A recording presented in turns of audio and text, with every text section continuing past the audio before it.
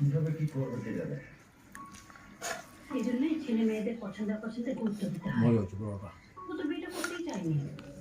তেলের চুলার না গ্যাসের রান্না একরকম হয় আর তেলের চুলার রান্না একরকম। মুখে কিছু বলে না, পরে ঠিক সেটা বুঝি। লাকড়ি চুলার মতো স্বাদ লাগে লাকড়ি তেলেরটা, ধোয়ার গ্রান হয়তো একটু না না তেলেরটা এক গ্রান লাকিটা আরেক গ্রান। লাকড়িটা একটু ব্যতিক্রম হয় কিন্তু তারপর একটু গ্রামের ভাব হয় তেলের চুলার রান্না। একেবারে যেন রকেটে ফেল হয়।